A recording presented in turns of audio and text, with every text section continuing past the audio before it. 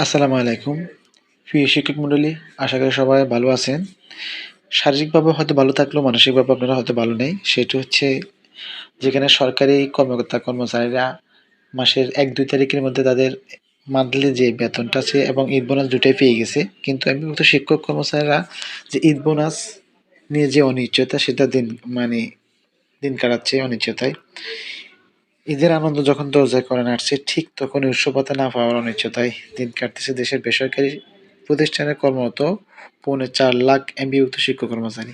ঈদের মাত্র আর ১১ থেকে ১২ দিন বাকি থাকলেও কবে যে ঈদ বোনাসটা পাবে এই প্রশ্নের উত্তর সবার অজানা।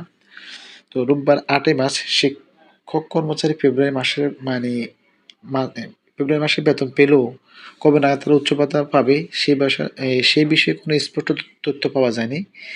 শিক্ষা মন্ত্রণালয়ের একটি বিশ্বস্ত সূত্র জানিয়েছে ফেব্রুয়ারি বেতন শুরু হলেও উৎসব ভাতা পেতে আরও কিছু সময় লাগবে।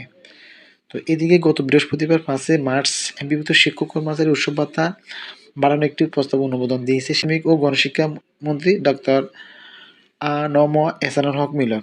প্রস্তাব অনুযায়ী বর্তমানে মূল বেতনের ৫০% হারে উচ্চ ভাতা দেওয়া হয়, সেখানে বাড়িয়ে ১০% বাড়িয়ে ৬০% করার পরিকল্পনা করা হয়েছে।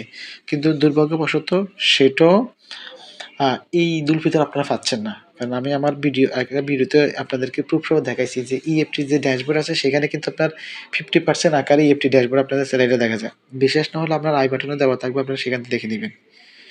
তো এই হচ্ছে বেসরকারি শিক্ষকদের এই দুর্দশা। কবে নাগাদ যে এই সমস্যাটা, এই কষ্টটা দূর হবে একমাত্র উপরওয়ালা জানে।